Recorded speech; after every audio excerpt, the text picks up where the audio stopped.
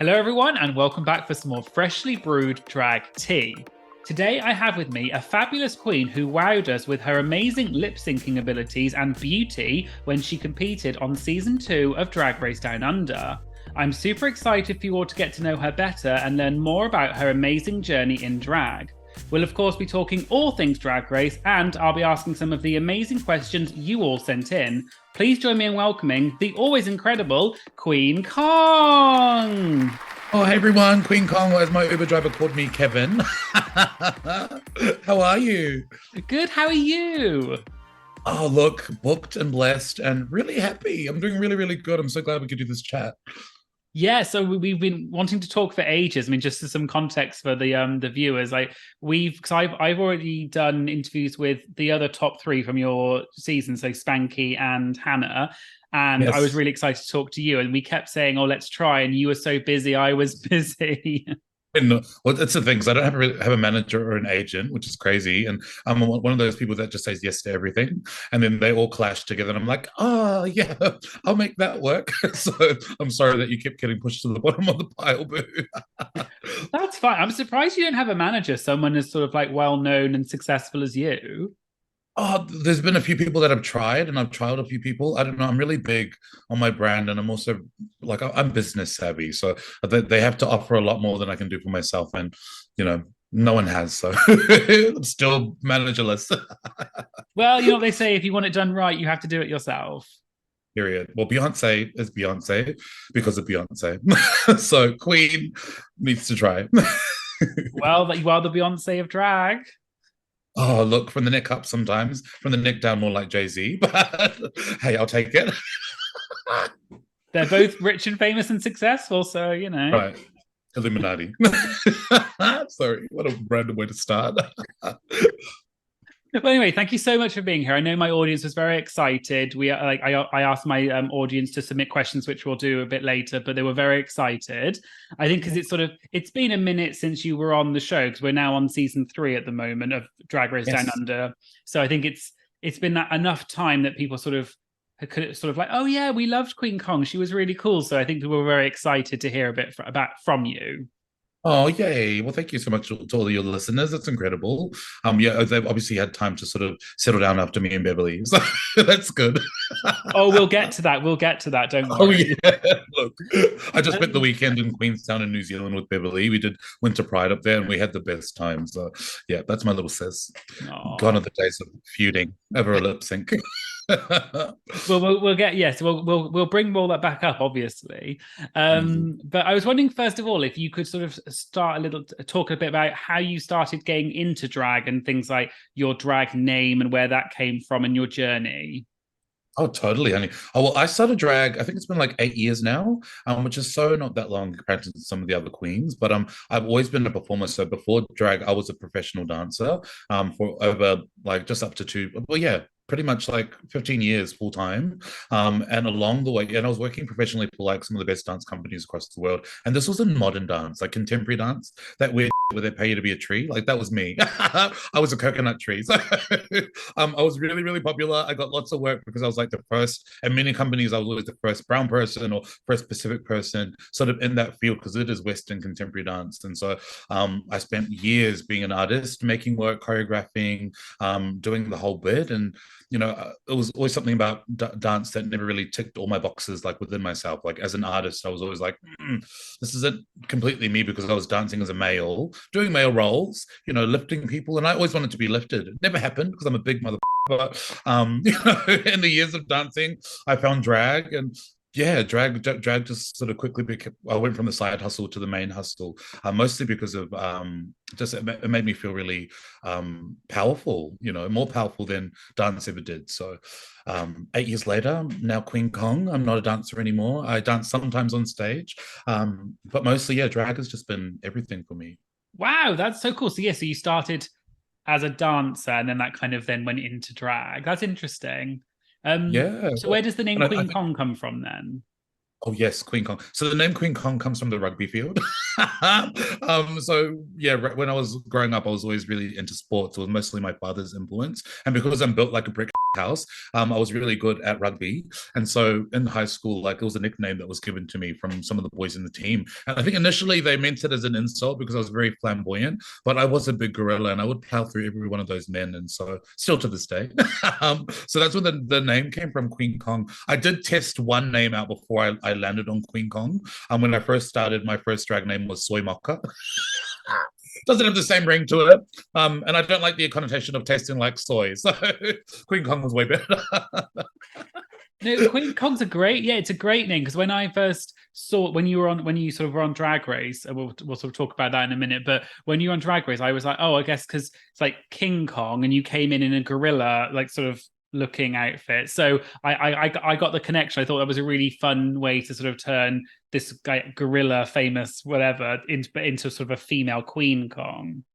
Yeah, oh, thank you, honey. I appreciate that. It's also just like, I think it's a way. There was a couple of people, I remember reading initially when the cast was dropped. There was like some people were saying, oh my God, does she understand what her name means? Like, as a person of color, like, is she making herself the butt of the joke? And I was just like, I think there is a definite reclamation to the name, and the connotation of being, associated with the gorilla. But, for me, the word was just, the name just is so fitting because I am such a beast. And anyone that's seen me in real life knows that I am literally a beast and a powerhouse on stage, and so it just landed and sticks. I am a queen, and I'm definitely sometimes a gorilla, especially if I'm punting. Me and Spankie are on the way to KFC. That's how we order like gorillas and eat like gorillas. So, so we take it.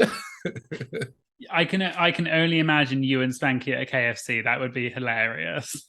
Oh my goodness. All I can say is we definitely help keep that roof on top of that building and keep it afloat. The economy is flowing because of me and Spankie. We go there all the time. We endorse them all the time. Sorry, vegans. We just love KFC. Well, that's really fun. It's a really fun name, and I think the alliteration, or like because it's like Queen with a K, I think that's really fun. So in terms of, obviously, so you got into drag. So where did Drag Race come into that? Because obviously you were on season 2, but did you apply for season 1? And no, so season 1 they didn't do applications. They reached out to people, and so that's my understanding anyway. And so those girls didn't have to do an audition tape. But yeah, look, season 2 happened, and I don't know, like I was never really one to be like my personality type, as much as I'm an extrovert on stage, and I think we saw it on the season. Like I wasn't necessarily in it to be famous or to be seen, because there was such a massive thing that I loved about drag was the anonymity, being able to do drag on stage and then get out of the gig and then walk into the club, and people generally would just think I was a security guard. So that used to be so good for me. I'd be like, cool, get my trade. No one would like associate me to anyone, especially not someone on stage, because that is fierce. But I think, after seeing season 1 and how it played out, especially in terms of race and the conversations around race and how it was handled, I did feel like a big calling, because a whole part of my shtick and a whole part of my branding is around activism. And definitely here in Australia and in New Zealand, like there's been few queens like myself that have, been able to be in mainstream spaces. And for me, I always sort of, no one gets left behind with me. So I really made sure that if I was going to do it, it was for that purpose. And I was really clear about what my purpose was. I didn't really give a shit about winning a crown, because I feel like outside of losing the crown, I've won all the bookings. So suck on that, Spankie Jackson.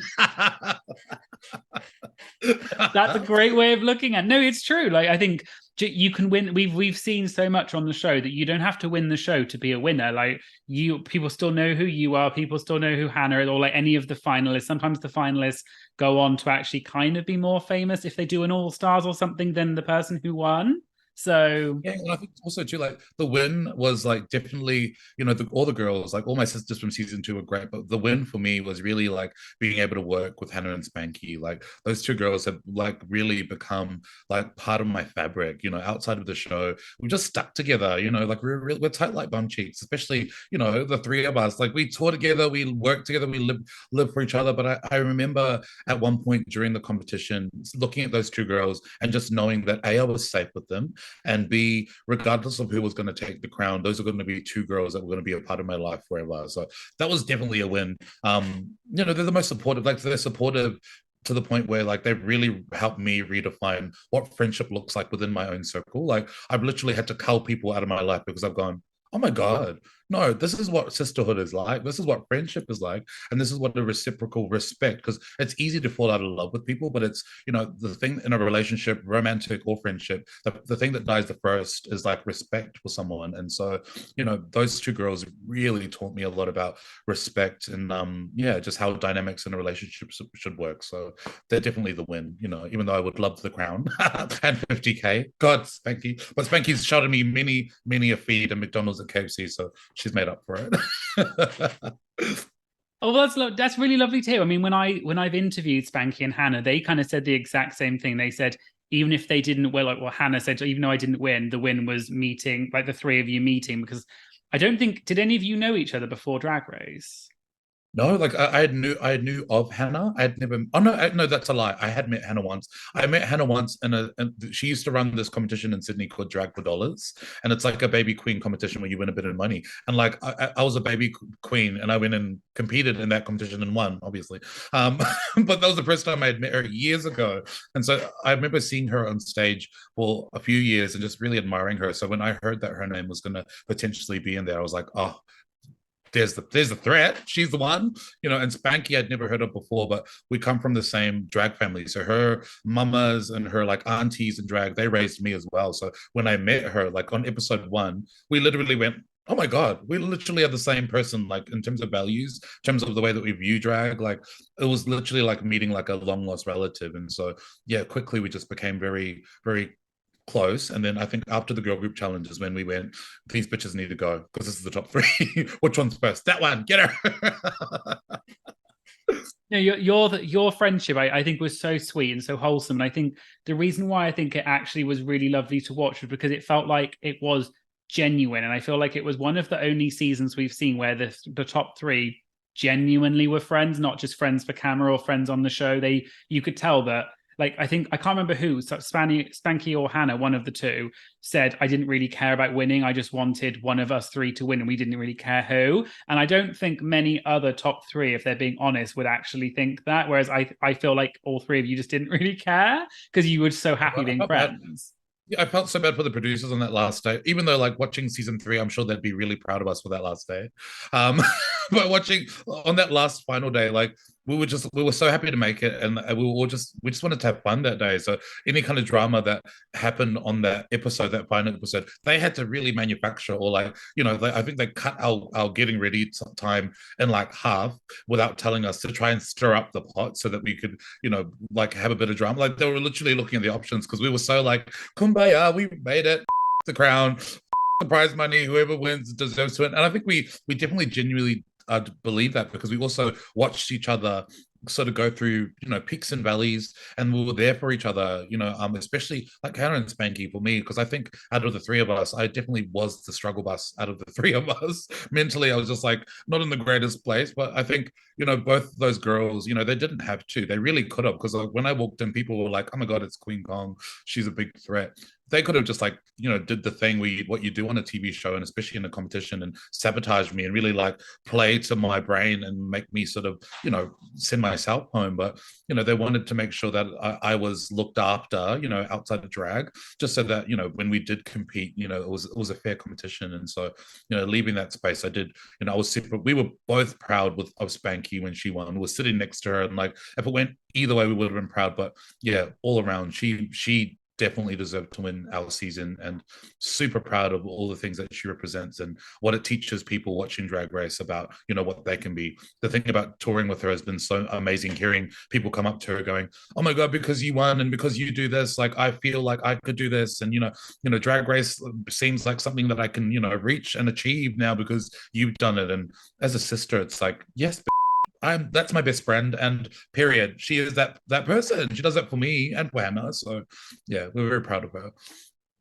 Oh, that's lovely. No, I mean, yeah, I've introduced Spankie. She's so funny, so like genuinely charismatic and lovely. And I can totally imagine you like sort of hanging out at the KFC, having a kiki like that would be so fun. Totally, definitely. It's mostly at the KFC, to be honest. And we keep trying to get an endorsement deal by KFC, but for some reason they don't like queer people. So it is what it is. I know. Well, speaking of sort of like the season and everything, so obviously people probably will best know you for being on Drag Race season two or Down Under season two.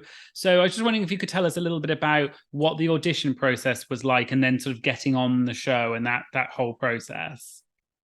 Oh, well, for me, it was pretty I don't want to say easy because it sounds so obnoxious, but I feel like because it was early stages and because the queens that had kind of names, there were big names that went in, well, big names here in Australia that went into season one.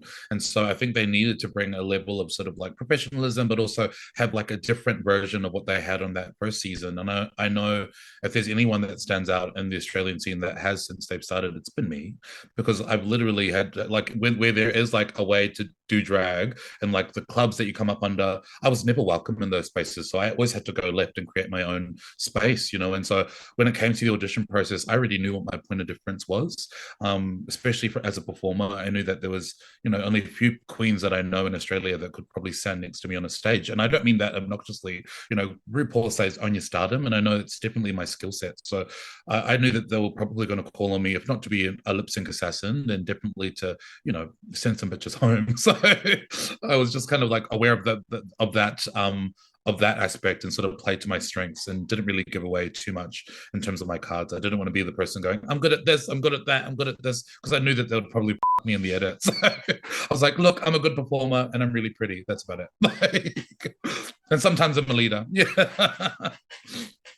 Well, you've got, like you said, own your stardom. Like you are great, but you're an amazing performer. You showed us that you're an amazing lip sync. I mean, we'll sort of get onto that in a bit, but there's nothing wrong with saying what you're good at and then actually doing it and showing that you are good at it, because you did. So when you walked in on that first episode, obviously, I think everyone was really gagged. I think most people knew who you were, and they were like, "Oh, here's the competition."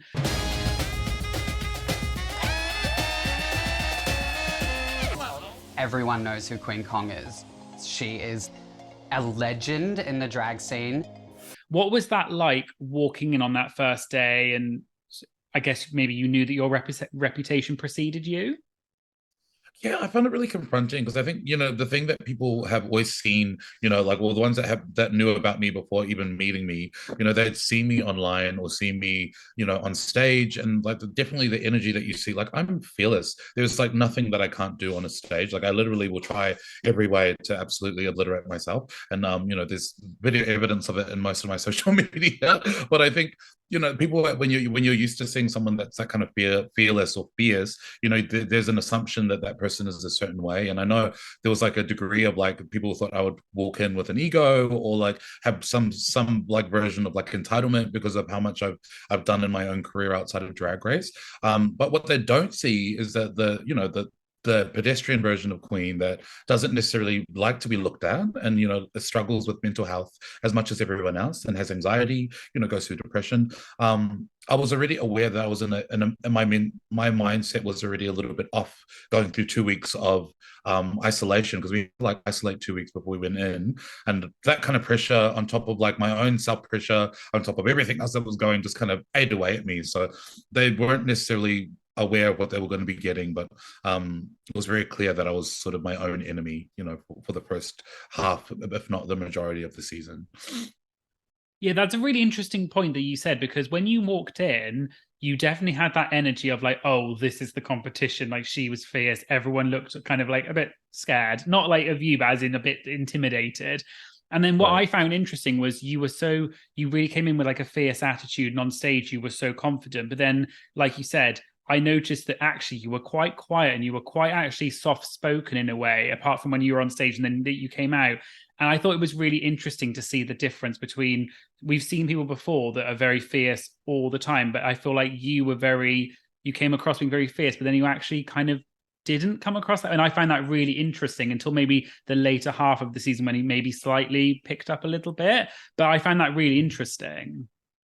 Yeah, you know, and I think there's a lot to be said about it because I think also too because I am quite I like to think a lot and sometimes that turns into overthinking and I think you know in the context of like a reality TV show where you're stripped away one of the biggest things that I'm good at is like processing things but also like dissecting things but usually I have a process of talking to people that are in my circle and sort of like unpacking things and being able to like pull away from things and learn really quickly whereas obviously when all of those mechanisms are taken away from you and you're not able to like debrief with people that you trust and you're around producers who you don't trust. Because I did not trust any of them. I was just walked into that space going, you are going to me and I am not going to let you do that. So any kind of thing that they had offered me, I was just like questioning. And, you know, based on watching season 3, I was right. But look, it was such a tricky environment. And I think if I was to ever go back in, if I was ever invited to go back in, knowing how that sort of environment works, I feel like, you know, in hindsight, you'd understand how to play to your strengths, but also just what to look for, you know, in terms of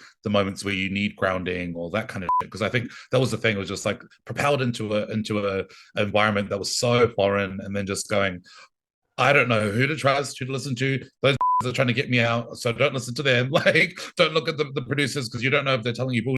Like, it was a lot, and not much time to rest and sort of turn it over and come back with the new attitude because it's a new day in the workroom. It's a new episode. It's like it's not like I'm still yesterday. Like I still like want to absolutely throw myself out a window. But look, it's a new day and I've got a new smile, which is manufactured. But yeah, it was such an interesting sort of a process to sort of not only like look at myself on TV, but just see myself in that light and go, okay, there are some parts that are important that I'll keep part of my process, but there are definitely some things where I just need to own myself, and be a little bit more unapologetic with those things and not give myself much grace and let people off the hook. There was just many times where I underplayed myself where I shouldn't have. No, I mean, I'm sure it was a very interesting and educational experience to see yourself on TV and sort of in that environment that you're not necessarily familiar with. And I think a lot of queens have said the same thing, that being on the first season kind of it's almost like the warm-up, and then All Stars or something is when maybe you really know how the game works and you feel a lot more comfortable. And Yeah, totally. I feel like that's definitely might be the case. It's like I might get invited back and do the exact same thing. So I feel like the difference will be like instead of just being the struggle bus, I might just go back and be the bus. So we'll see what happens. Well, so speaking of say like your relationship with the others, I was curious when you walked in on the first day, how many or who did of the cast did you already know? I knew Beverly because we had worked together before, like at her club in Brisbane. I knew Yuri because I'd met Yuri when she had first started. Knew of Minnie, had never met Minnie though, but had like known obviously she's a legend. Who else was on the cast that I knew? I think that was pretty much it. The other girls and Hannah, I knew of Hannah, yeah, and had met her once before, but the rest of them had no idea, absolutely no idea who they were, like at all. No, it's interesting to know because obviously I think Down Under is very interesting because obviously it's a mix of two countries or two sort of because it's Australia and New Zealand, and it's obviously filmed in New Zealand, even though it's sort of mainly Australian, I guess the focus originally, but then it kind of has now become. You've now had two New Zealand winners. So it definitely and you're originally from New Zealand, but now live in Australia, right? Yeah, so I've been living in Australia for about over a decade. Yeah. But I still call myself a Kiwi queen, even though I've never worked there because I can't afford it. But it is what it is. So what prompted the move then from New Zealand to Australia? Well, like after I finished dancing in the company that I was working in, it was like the only full-time dance company. There was nowhere else to go in New Zealand, so naturally I had to migrate to Australia. There were just a lot more opportunities here in Australia, so that was the main reason. And then even when I started drag was like there's a lot more opportunities here in Australia than there are in New Zealand, which is so unfortunate for the Kiwi girls because it's like even after like drag race, it's like there's only a few things that you can kind of do. With I think every step that we're taking, especially as Ru girls, it's like creating the infrastructure for us here down under, which is so like the US is 15 seasons ahead, like which is amazing for them, but for us it's like it's so ridiculous because like some of the things that we have to do to make money is like I don't want to do this. Like Sasha Colby doesn't have to do this. Like those girls don't have to do this stuff. This is bullshit. Like No, I it's was so like even true. on the set. Yeah, I was on the set for a movie the other day, and like the director, bless them, they were saying to me, they were like, yeah, so the call today will be about 8 hours, and like we want to do this and we want to do that. Like you'll get like a wee break for like 15 minutes lunch break, and I was like, no, I literally just said to her, no, I'm going to shoot for 4 hours today and then I'll shoot for 4 hours tomorrow because I don't want to be in drag for 8 hours straight with a 50. If I untuck and have to get everything off of me to go to the bathroom, I'm not getting back into drag because everything will melt. It's like trying to like create the infrastructure, also like teach people how to work with drag in this sort of context, especially like with the Logies, which was the thing. It's like being recognized in mainstream TV. It's great, that it's like a buzzword where they want you to just be visible, which is amazing, but it's also like we need to restructure the way things work just so that they suit us, for being in makeup, being tucked up, we're under 2 corsets, 4 girdles, 12 pairs of tights, like tits, it's not cute. 2 wigs, like, oh god. So there's a lot of learning that's happening here down under in the industry. No, definitely, and I think it's amazing. You're a trailblazer, and look, some people in the comments or for the questions for you mentioned about the fact that I believe you're the first Drag Race queen to be nominated for a Logie, which is amazing. It was the first drag queen, boo, like first drag queen period. How ridiculous. And those awards have been like running for 63 years. So I'm going, it's essentially like Australia's Emmys. And, I've known there's been definite heavyweights here that are drag as problematic as he is. Barry Humphries comes from down under, as well as Courtney Act, who's like, the kind of Australian RuPaul in so many ways. For us, she's been a trailblazer. She's created an amazing career. And the fact that they've never really acknowledged, her sort of triumphs, it's been interesting to sort of see how we're starting to shift things because they can't really ignore us now that Drag Race is here, which is amazing. Yeah. No, definitely. I think Drag Race has created lots of opportunities, but it's also great because you queens are so talented and it gives you a chance to shine. But I think the show brings a different type of audience, perhaps, and it brings it to the mainstream, which then just helps in general. So it's all good representation. Totally, absolutely. So obviously, I'd love to get into sort of obviously Drag Race, and obviously you were there till the end. You were the finalist. So obviously we can't talk about every episode because we'd be here until next year.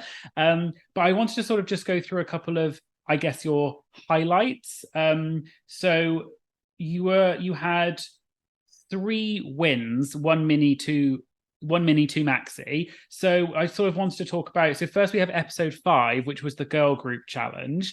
And you obviously were in a group with the Babz. So you, Hannah, and Spankie, I mean, top 3.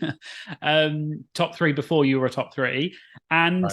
You also won the mini challenge, which was the reading challenge. Right. Did you expect that?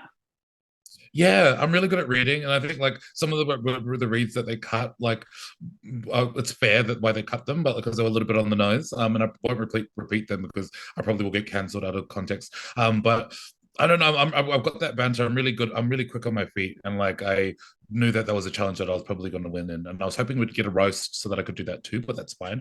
And then the girl group challenge. It was like I didn't want to hype it up, and I think my underplaying myself throughout the season was so that the producers couldn't be like, "Oh, she thinks she's an actor," but they put me in the bottom anyway with that. So I should have anyway. But yeah, that episode was good. I was anticipating winning the reading challenge, and I also knew that I had a good chance of taking out that girl group challenge. So I think the thing about girl group challenge is, as much as it's about being an amazing performer, it is about how you work in a dynamic with girls, with the other girls in your group, and also how you can all look equally like a superstar girl group as opposed to one person being the Beyonce and the sea of Michelle's. So I knew that we had a good chance of doing that because I think the 3 of us had a mutual respect and also just wanted to have fun by that point. Yeah. Yeah, when I interviewed Hannah and Spankie, they said the same thing. They said, in fact, I think Hannah actually said, her and Spankie's main focus was getting you a win this episode because to get you on the leaderboard, because they both had wins and you didn't. So, that's right, yeah. And I thought that was such lovely camaraderie and friendship. I doubt many people would think that. And then you all ended up winning that episode because you were an amazing group. Like even now, people tweet about it all the time. Like that Babz was so good.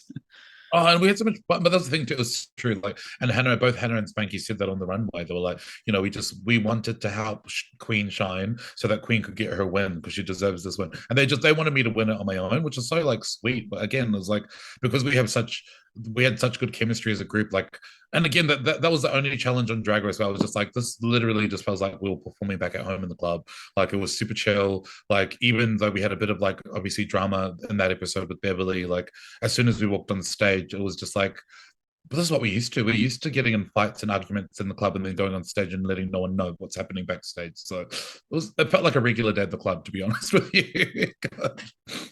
No, it was a great episode. You definitely, all three of you deserved your win. I thought you in particular were amazing, like your dancing and everything, and the verse. It was so good. One thing you mentioned was obviously Beverly. That, and I was going to ask that because this was obviously probably the episode where that storyline. So obviously you and Beverly. There was some tension that episode with the two groups, and I think Beverly sort of was saying something under her breath, and you kind of confronted her, and there was quite a bit of tension. See who's nervous now. Have you got something to say about me? Say it to my face. I already said it to your face just 2 minutes ago. But we heard it in the reading round, and that wasn't a read, darling. That was It's like what your performance is going to be, let's be honest. I was just wondering what that was actually like filming that, because I've interviewed Beverly and she obviously gave her side of it, so I thought it'd be interesting to hear your side of, because I feel like impersonally watching the episode, the way it was edited made it look a little bit, in my opinion, like you kind of reacted out of nowhere, but I was wondering if there was some context that we missed. Oh yeah, I feel like the producers definitely did their thing in the editing room to make it look one-sided, to make Baby look like a little victim. But obviously, like, you know, like I remember watching it back and just went, hold on, like, listen, this is borderline, like, this is interesting, an interesting way to look at things. But I don't know, like there was a back and forth, but the thing with Beverly in that moment was like, you know, I don't take disrespect at all, and like there'd been like accumulation of like a few of the episodes where she kept throwing digs at me in relation to like live performance, and you know, saying things under her breath that she was better than me at performance, and if it ever came down to it, she would beat me. And I was like, you know, there are a few things that I know I'm strong at. That's definitely one of them, and I would never say that I'm better than her, but I would definitely let her know and let my work speak for itself to like remind her what happened on that at the end of that episode. But I think the banter itself and the back and forth, like it got really hot and really awkward in the room. But also for me, I was just like, there was like a bunch of things happening. Like she was sort of like then twisting it around like I should be the mother figure, where she was antagonizing me. And then again, for me, I don't take bullshit. I'm not going to sit there and be like, oh, you're right. I know you're in your feelings and you're a little bit insecure. But I was like, if you want a mom, I'm a Pacific mom girl. Like, I'll give you love, but I'll give you tough love. You're getting tough love from me today. And so obviously the wider fandom, majority of people that were like kind of non-POC were looking at it thinking like, oh, this is Queen is bullying Beverly. And I was like, if I was bullying her, you would know about it. Like, I could easily flip the script and be a bully. But I think in that moment, I was just going, no, I'm going to give you a mirror. And if we're going to banter and we're going to read, I'm going to read you back. And just because my reads are a lot harsher does not mean that, you know, this is bullying. This is just a conversation that's very passionate. And you're getting a very passionate way of me saying, no. Carry on. Yeah. So yeah, I think the editing was a little bit interesting. And also they did that again with Hannah, when Hannah was having the conversation with Beverly before Beverly got sent home.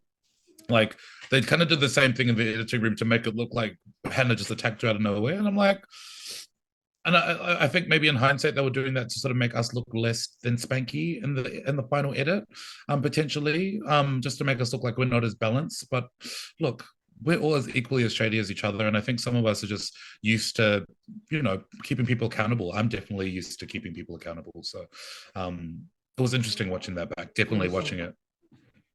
No, I mean, I'll be honest, it was great TV, regardless of, obviously, as long as what I always care about is as long as the queens aren't genuinely hurt or upset. I mean, obviously it's a pressure cooker environment, but it makes good TV. And I'm sure that was what it felt like. So after, obviously, so you had your tension. Obviously, I think that could have lasted a few episodes, and then Hannah was also involved a bit later on. And I think obviously there was clearly some tension between Beverly and a few other people. Nothing against Beverly, I love Beverly, but there was clearly that sort of tension. Yeah, she's a sweetheart. But yes. What I was curious about is obviously you as contestants are kind of kept in your rooms, you're sequestered in your room and everything. So did you actually ever have a chance to talk to Beverly or whoever you're having a problem with on set, or does it kind of fester because the producers are deliberately keeping it that way? Definitely, like that they to keep you aside from each other, so you can't talk about anything that happens unless you're on camera. And so we, for the most part, we kind of like squashed it for the most part, as much as we could. Again, like the turnover is really quick. It's like every second episode someone's gone, and then you're back in the workroom, and if there was tension like the episode or the week before yesterday, like, unless you like magically healed just up and walked in with a new attitude, like there's definitely going to be residual feelings. And so I think it was definitely something that both of us needed to take time and space away from each other. I know that she learned a lot from that interaction. I definitely did as well. I wasn't innocent in the way that we went back and forth. But again, like there isn't really much that I would have changed about the conversation that we had, because I feel like it needed to be had between the two of us. And then also the way that we sort of like squashed it, which wasn't completely squashed during the season, but it was squashed outside of the season. I think it's made us as people and also as friends and as sisters, have a greater understanding of each other. And I think too, baby was 21 when we filmed that. And so like, I know she was going through her own sort of like ups and downs. Like I was definitely going up and down like an absolute maniac. So I can only imagine what her version of that would have been. And by the time we got to our clash, like, for me, I was like, no, I'm not letting you get away with this today, darling. Like, you're gonna get everything from here. Like, boom, boom, boom. Like, I got the guns out. I was like shooting. I was just shooting away. So definitely would like, in hindsight, change my approach, especially because she was feeling her own feelings. So it is what it is. That's part of being a drag mom and a house mother as well. Making mistakes. Not everyone's perfect. No, but at the end of the day, I can always relate. I'm sure if I was tired, sleep deprived, been working for like God knows how many hours straight, and like you're in a pressure cooker, eventually someone's going to snap, and they kind of want that, because if everyone was sitting there kumbaya, it wouldn't be good TV. So they want you to fight a little bit. That's obviously the point. And I think that you and Beverly was definitely probably one of the most dramatic parts of the season, and I think it then culminated, that's not the word, it gave rise to the lip sync between the two of you, which I wanted to get into, because obviously that was sort of like an episode late or two episodes. So obviously I think that's probably the lip sync of not only Down Under, but that's up there for me in terms of the best lip sync ever between you and Beverly. It was so good. I wonder what you felt going into that. Did you feel quite confident that you would beat her, or did you think that she could stand a chance? Oh no, I knew she was going home that night. Yeah, literally. I flipped the script and I was like, listen, you've been talking so much about me. Like, you've been sleeping on me the whole time. Like, I'm fine with you to about how I've been in the challenges. So fine, but don't come for me when it comes to performance. You got to learn, little girl. that was literally word for word what was going on in my head. I was just like loving her. We got to like battle it on. That's what it should be about. Like with anything, like you should be able to, like, if you have conflict, you should be able to do it respectfully, battle it out, like in any kind of way, shape, or form. And I think because it had come to a head the week before, I was ready to just go. And poor thing, everyone had said Beverly to go home that day, and then she obviously said Queen should go home. I went, great, thank you, let's do this. Like, let's go. Like, how much and I just like let everything. I threw myself around that stage, that little tiny matchbox of a stage, like crazy for about 3 minutes straight. So yeah, it went down the way that I was expecting it to go down, but she definitely put up a good fight. That's what I was actually thinking, because when they announced you two in the bottom, to me it was obvious, because everyone had said Beverly's name during the like who should go home tonight, apart from Beverly, who said you. And I thought it was obviously the perfect setup of like, the two people fighting and whatever. And Beverly had proven that she was a good lip syncer, like she'd already lip synced. But I thought, obviously, Queen Kong is the lip sync assassin. She's amazing. No one's going to beat her. But I thought probably the one person who would put up the best fight would be Beverly. So I was like, oh, this is going to be good. I know, it was a thing too, and I think also too, because like looking back at the season, and I think I can say this, I'm pretty sure my NDA is up. If not, sorry. But like, and the both times that they put me in the bottom, like there definitely were girls that should have been in the bottom, but they put me in the bottom for a reason, to sort of serve a purpose. And that episode particularly, I was just like, hold up. Like, they definitely like played a bit more magic on some of those other like ads and made mine look less than. But in hindsight, when you think about it, it's like no one else could have sent Beverly home, to be honest with you. Like, especially not to that song. Like, because Beverly is a powerhouse performer, and like again, she was 21 then. Like, she's now 22. Like, by the time she gets to my age to Minnie's age, she's going to be on beyond next level. So, you know, I knew that she had a good chance to sort of like, you know, give me a run for my money, but I was not willing to let her have that glory. I'm too stubborn. I've got too much ego inside me to let that little bitch win. So I gave her everything. I mean, it was incredible lip sync. And when I interviewed Beverly, she said, well, she said she knew she was going home that episode because obviously everyone said her name and everything, but she said it was obvious. And she said, I was just going to do a clean, nice lip sync. But then she was like, when Kween started doing the most, she was like, I had to do something. So obviously it just turned into like tricks, splits, everything. And it was so good. And so many people in the questions for you, one of the top questions was asking about your barrel roll move. That's your sort of signature move. And everyone said, oh my God, how do you do it? How did you learn to do it? How do you not like fall on your face and bust your teeth or something when you do it? Right. So I was curious to hear about that. Oh, with the barrel roll, like it's definitely been a signature move since I've started, but it's also like because I was a contemporary dancer for so many years, you know, I was working in companies where we would like redesign like tricks, like look at like we trained in like breakdancing as well as ballet, gymnastics. Like there were a lot of like things that we did full time, like as our job. It was our job to train and create different ways of moving. So that barrel was definitely one of the things that was always like my kind of signature move. But I think also too, like I'm so bored of seeing splits and death drops and dips and all that stuff. The people say death drops, but they're called dips because it comes from ballroom. I just got sick of all those kinds of moves, so I just wanted to do things that were different. And so, yeah, doing it on that little stage is just really tricky because it is quite small and you do need a bit of space when you're building up to do a barrel roll. But yeah, I don't know if I ever do go on another season. I've got a plethora of other really crazy looking tricks that look very dangerous that I'll probably attempt to do when I go back, if I go back. I mean, you killed that. I mean, every lip sync you did, you killed. You were always so good at performance in general. But I'll be honest, whenever you weren't doing well in the challenge, I was a little bit excited because I was like, oh, at least we get a good lip sync this week. So true.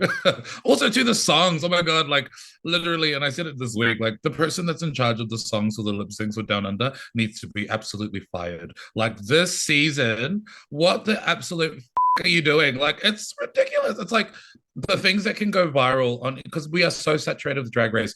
Some of the best things that can go viral online, definitely the lip syncs are one of them, you know, as well as some of the challenges and runways. But it's like, why are you robbing us of some of the best, like, you know, some song choices, like we haven't even used, like here in Australia, there's like Jessica Malboy, there's like the Young Divas, Ricky Lee, they're like definitely girls or like girl groups that have gotten, you know, international success that we could sort of be playing, but I don't know what they're doing or what they're trying to do, but it's not working. So please go back to the formula, like, because it's ruining Drag Race for all of us, especially me. I just go, oh, boring, horrible. Because I put myself in their shoes too and going, what would I do to the song? I'd just like pack my bags and go home. I'd be like, I don't want to perform it. Like, I don't want people to Google my name and have see me performing Land Down Under. Oh, this is horrible. God, my God. So obviously I'm passionate about it. It's boring. It's true that some of the song choice, I don't know if it's like a budget thing. I have no idea because some of the songs I'm like, I honestly would rather them just use, even if they had to just use a RuPaul song, like an upbeat one every episode, that would be better. Yeah, but if we can afford RuPaul's herself and Michelle Visage on a panel judging Drag Race Down Under, there is no excuse to not have good lip sync. So like you could easily splurge a little bit more and pay the extra $10 on that license to get a Beyonce track or whatever. Get, like, you know what I mean? I'm like, even Holly Valance and her one hit wonder, like, come on, like something ridiculous that is definitely a lot more entertaining than the trash that we've been listening to for the past sort of 6 weeks. I feel bad for the girls. I'm like, gosh, just no one cares for those songs. I don't. Like, definitely not. No,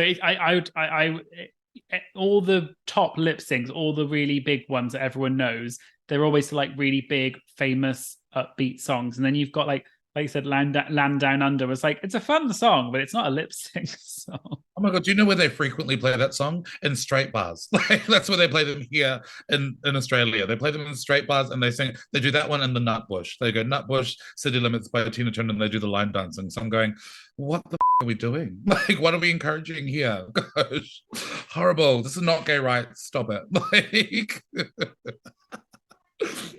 So obviously it was a great lip sync, and I was just sort of wondering, you did talk about this earlier, but I was wondering, so obviously we were talking about obviously you and Beverly, so what is your relationship like now then, in terms of how long after the show did you reconcile, or did you reconcile while you were still there? Yeah, we reconciled while we're still there. I don't think we really had much of an issue together. I think, we were really conscious that like we were in a heated environment. Like we did know each other beforehand. And I think, the thing we knew that were going to put us against each other for was the fact that we're both live performance queens. And so I think, after the show was done, we had a bit of time and space away from each other. And then we came back together and sort of kikied and laughed it off. But I think generally speaking, like, I have so much respect for Beverly. Like she's one of those performers here in Australia that is definitely a performer's performer. I've definitely heard many a podcast or like a review show of people going, yeah, but can Kween and Beverly do a ballad? And to my response to that is, unless you're singing a ballad, I would prefer to see acrobatics and stunts, because those things are a lot more tricky than standing in a gown and moving your face to a song that you're not singing. So I mean that in the most offensive way possible, and you know who you are. But Beverly is literally one of those performers that anyone can watch her and just go, this is amazing, and she is incredible. She does a lot of things that I'm such a huge fan, and I can't wait to see where she goes, what she does, and all the sort of walls that she breaks down, because she definitely has done that for some sort of the queens that identify with her a lot. As a 22-year-old, oh my God, as if I think I was doing caps on a dance floor at 22 in a nightclub in Europe. Definitely not thinking about the influence that you have on people. So she's doing amazing, and I love and respect her. No, she said the same thing about you. She said like she looked up to you so much, and I think that was part of what caused the problems, was she looked up to you and then felt like she wasn't necessarily maybe being given the respect, or like maybe it was just a misunderstanding. But she said that you're okay now, and she said she looks up to you a lot, and like, obviously fair enough, and lovely to hear that you have the same respect for her back as well. Absolutely. Oh, she's one of my sisters. It's I think Drag Race can be very bonding or breaking experience for people, because you do see like the best and the worst sides of people, and that was definitely the case for both of us. Like I think she saw some of my dark sides that was obviously she was bearing the brunt of. So the fact that she can come back from that really tells me she's a sister. So yeah. Big fan of you, baby. Love you. No, yeah, she's great. She's really fun, and she seems lovely. One other challenge I thought was really, obviously maybe was a highlight for you, was the makeover challenge, which you won, and that was your second maxi challenge win. I was just wondering what that was like, and did you expect to win that episode? Yeah, the thing is, like, when I think about drag and I think about the way that I do drag outside of Drag Race, like, the areas that I really succeed in are the areas where I have to show up for people. And the reason why I'm a really good drag mom and why I'm, like, a good leader is because, like, I think if I have to show up for myself, and I think that was a hard thing about Drag Race, every time I have to show up for myself, I don't necessarily feel like it's a good enough reason, because I didn't used to think I was a good enough reason to show up. And so the makeover challenge, I knew that was a great opportunity for me to showcase my skills, not only just with makeup and with like transformation. It was more about like how I could sort of use my motherly tendencies to sort of bring out the best in someone, and like bring out the inner queen in that person. And so yeah, naturally I didn't know I was going to ace that challenge and sort of do really, really well. Sorry, my niece is coming into the. Can you go over there? Sorry, I knew that I was going to ace that challenge. Yeah, no, you did an amazing job. I think it was so deserved, and from the start, I thought it was a very difficult challenge, like making over men who kind of themselves all seemed quite shy, and they didn't quite seem as excited as maybe some other people we've seen on makeover challenges. But I thought you brought out the best in your partner, and both of you looked so good, and it was such a wholesome, lovely episode in the end, because I feel like all of you really cared about the final result and really wanted to sort of get to the finale. And it was obviously, I could tell that you were clearly going to win because you looked so good and your partner looked so good as well.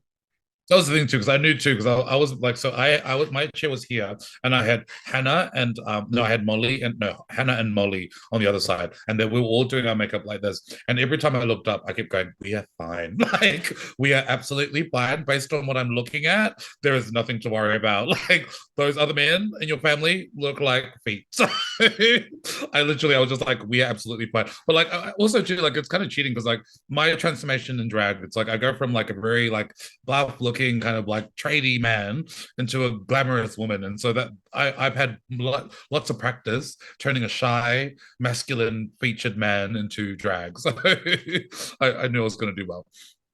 No, it was a great episode, and I think you definitely deserved the win. And it was great to see you get a solo win as well, because you had a win before with the Babz, but it was great to see a solo win, and it obviously really cemented your place to be in the final three. Like you deserved it just as much as the other two. And I thought it was a really lovely, wholesome episode. You did such an amazing job. I mean, you came in and you showed that you deserve your namesake and you deserve the reputation because you were so fierce. And I think even though you did struggle a little bit in that, I actually thought it was really interesting to see that struggle because I think it humanized it. You weren't just this like fierce two-dimensional person. You were a real person who actually you can be fierce performer while still being shy. And I thought it was amazing that you made it to the finale. You totally deserved it. I really was like, any one of you three could take the win and I would be happy because you all deserved it. So you should be very, very proud of your run on Drag Race. You did amazing. Thank you, and I appreciate that. So obviously the name of my show is Drag Tea Served. Oh, yeah. So I was wondering if perhaps there was, you could spill some tea for us. And was there maybe a backstage moment that didn't get shown or something that you wish had been shown, or maybe a conversation with a producer or something fun that you can share? Oh, look, there were so many things. There was actually the moment in the acting challenge when we were getting ready for the acting challenge. Hannah Conda, Spankie Jackson, and Minnie Cooper were just being absolute in the best way possible, because they were so in their character, but they just look so ugly, and they were just looking. We're on hard ice when we're not on the camera, so like none of us could talk, but we just kept looking. They kept looking at each other and looking at people, and we were just in stitches in the green room waiting to go on set, and so they had to separate us. I wish they filmed that part because I feel like as much as they gave me so much airtime in my personal life and all of like the onion that I am as Queen Kong and out of drag as Queen Kong. I think Hannah didn't really get the same light in terms of being able to see some of the human sides of her, because she definitely gave them, like she gave so many moments of just pure comedic genius that was not sort of shown, and also they didn't really show her how ridiculous she can be, you know, because she is so one of the most polished queens I think I've ever met in my life. They really made her look like a kind of a perfect robot in some ways. So I think most of Hannah's storyline should have been definitely aired because it would have made people fall in love with her even more. And also like another bit of insider tea, there was this staircase that was by Spankie's room. So me and Hannah and Spankie were like on one leg of this hotel, and there was this staircase because Spankie's room was like the furthest down the hallway away from the person minding us. And there was like by I think like episode 6, I'd become aware that there was a staircase down there, and so a couple of times I snuck down the staircase and maybe had a little drink down at a bar downstairs just for shits and gigs. So I really wish that they kind of showed like the kind of person that I am, because I'm a little bit of a rebel, and I tried to get the girls in trouble a couple of times. Even on the last day, I said to Hannah and Spankie, I was like, let's break into RuPaul's dressing room. Come on, it'll be fun. Like, let's just break it. I just wanted to have a look, and like they're like, they knew full well if we opened it up, I would have stolen everything, and then we would have been arrested. So yeah. I wish they showed that aspect of me too, being like a rebel, but it is what it is. No, I mean that's really fun to hear this. We hear a lot about you obviously all sort of separated and sequestered in your rooms, and people quite often sneak out of their rooms and go, like some of them went clubbing back in the early days of like US, and like people got out. Yeah. So funny to hear that sort of thing happened in the hotel. Oh my God! Well, look, by that point, I think by the episode where I snuck out for a drink, Spankie was just like, oh my God, no, because I tried to tell them, I was like, there's a staircase, come on, let's just do it once as the top 3. And they were just too scared to do it. So I was like, what's the worst that could happen? Are they going to eliminate all 3 of us? We're the top 3. Like, let's do it. They were too chicken, so they didn't do it. Probably for the best, actually. Maybe. Yeah, it sounds a bit almost like the naughty schoolgirl trying to convince the other schoolgirls. Absolutely. That's definitely what I was in high school. Yeah, for sure. Well, thank you so much. I'd love to get onto my subscriber questions. Yes, amazing. So we had lots of questions come in for you. Okay. There were lots of questions that weren't technically questions, but they were basically just saying that Queen Kong is hot and is the trade of the season. So Love that. Well, look, we'll there's get, the we'll thing.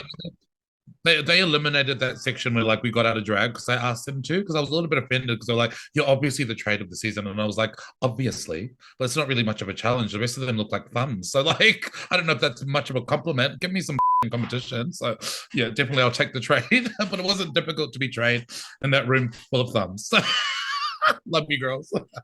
That's so funny. But yeah, there was a lot of questions about, well, comments, I suppose. They weren't really questions, just saying, or some of them have said, like, are you up for a kai kai? Was a few questions that came Oh, up. okay. I would never say no. Oh my God. Slide into my DMs, you'll find out. So the other top question, I'm sure you can probably guess, you did mention it sort of briefly earlier, was would you ever go back for an All Stars or a Versus the World? I would love to, like I would never say never. And I feel like, yeah, if it was to happen, like I don't know, like I want to have more fun. I feel like the thing about my season that I like kind of feel a little bit of regret about is just like that I didn't really take the time to have fun in most of the situations. And so I would love to be able to rewrite that and go back and, get a redemption of a bit of fun. So that'll be, if it happens, it happens. And I would definitely say yes.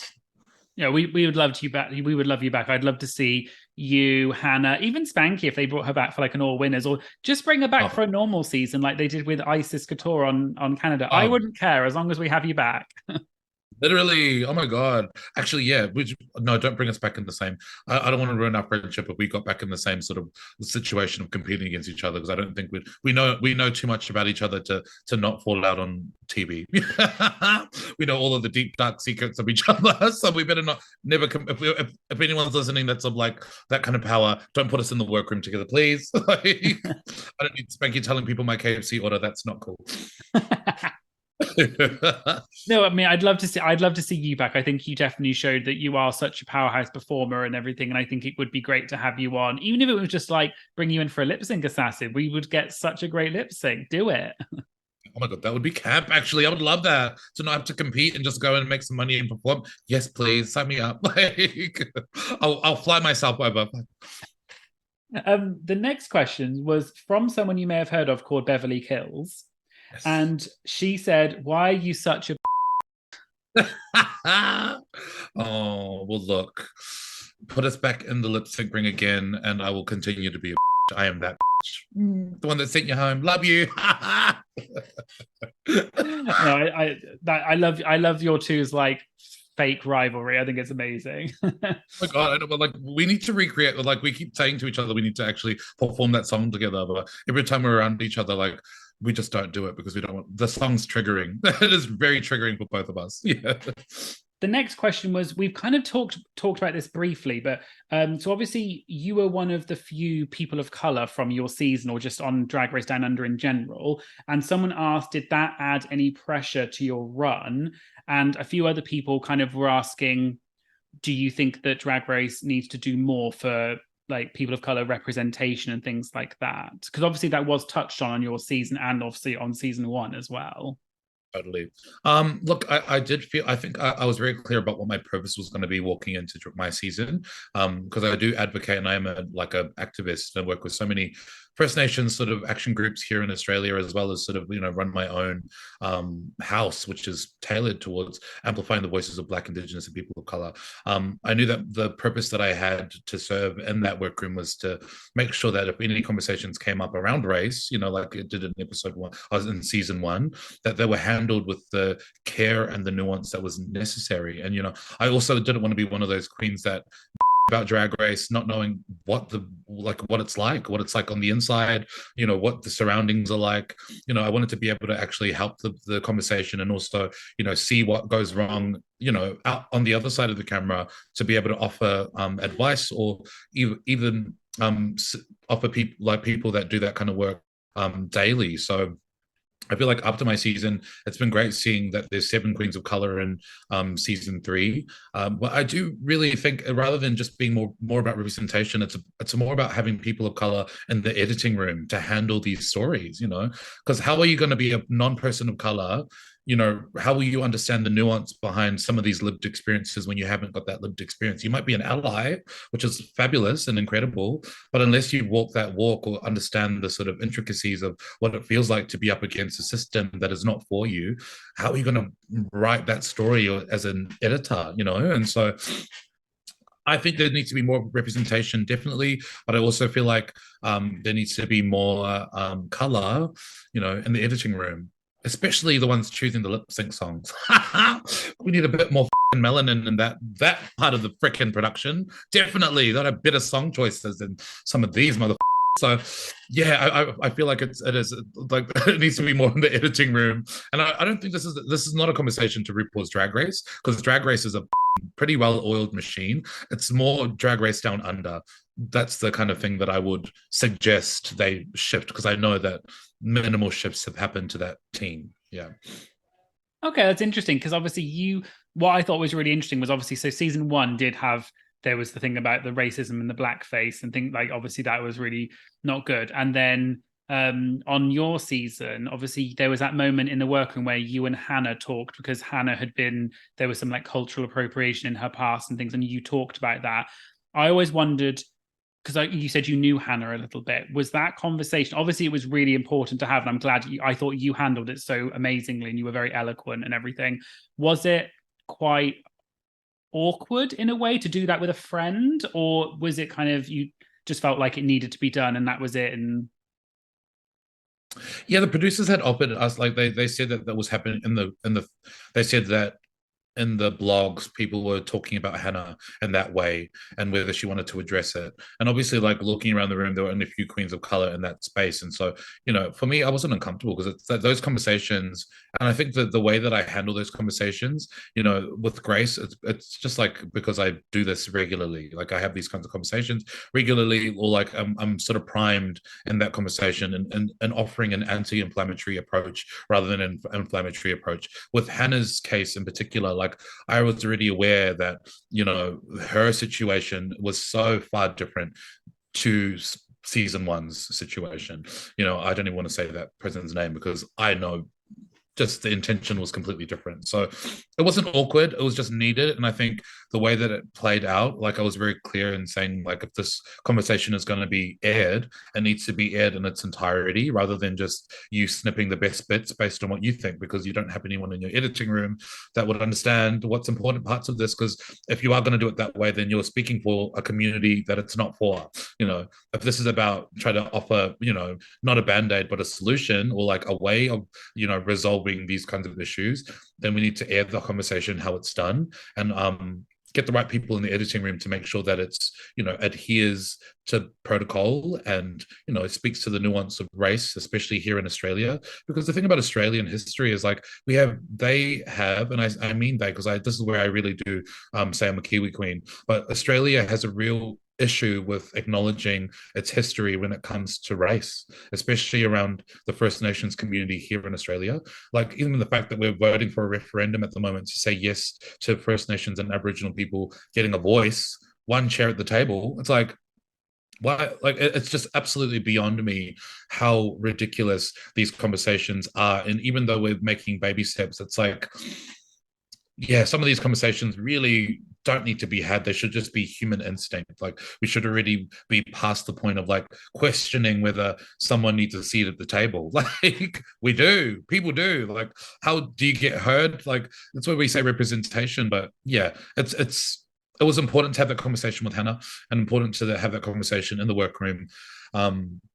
But yeah, it was very much on my side that I said, this needs to be edited the right way. So there needs to be the right people editing this conversation. Otherwise, it's just void. And then the racist of season 2 isn't Hannah, it's production. Like, so that's up to you. Write it right or write it wrong. Up to you.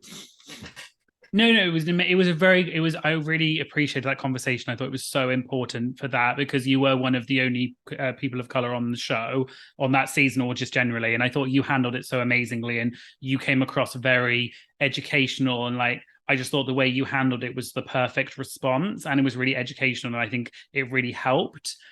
So yeah, I thought that was such an amazing conversation. The last question was from Kaina, who was on Drag Race France.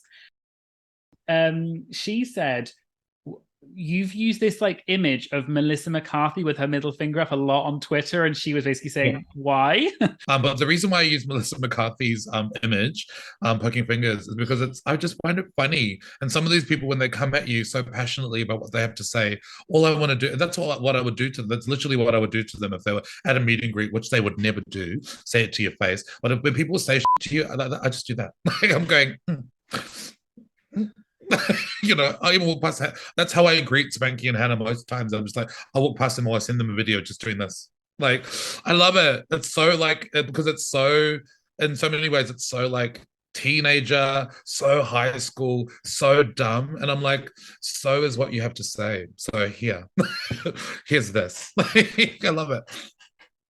Well, no, it's an amazing image. I guess people were just curious because you use it so much, but it is a really funny image. Like you said, it is so like almost childish, but funny at the same time.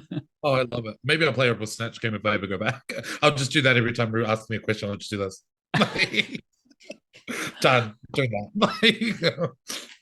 Well, thank you so much. I'd love to get on to my quick fire round of questions. So it's just 5 silly questions. Some of them are drag related, some are not, but it's just like the first thing that comes to your head. So, lipstick or lip gloss? Ooh, lipstick. Yes or no, pineapple on pizza? Yes. Oh, you are privileged if you turn down food. Like, you obviously didn't come from a family that struggled. So yes, pineapple and food. Yes. Favorite emoji?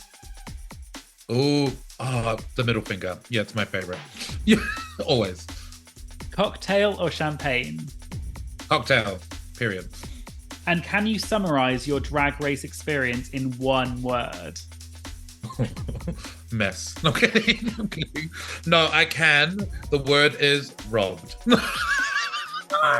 Robbed of my dignity, robbed of my integrity, robbed of my mental capacity to think that I was balanced. But no, just kidding. Yeah, robbed. I think a lot of people would agree you were robbed. So there were so many times I'm sure people would agree that you were robbed. But thank you so much. It's been so lovely to get to speak to you. And I loved you on Drag Race. I'm sure people will love to see you on other things as well, like All Stars or just anything else that's not Drag Race. From people who want to sort of find out more about you, where can people follow you? Do you have any projects that you want to talk about? Yeah, absolutely. So my social media handle is Queen Kong Official. That's Kween, spelled like Queen if you were illiterate and from the suburbs that I'm from. But yes, I have a bunch of things coming up actually. Some things that I can't speak about, but mostly I produce my own events. I'll be coming out to the UK sometime next year, in the very near future. So I would love to see everybody as well as the US. I'll be back in the US for a little bit of time. So keep your eye on my social media and you'll see everything there. Yes.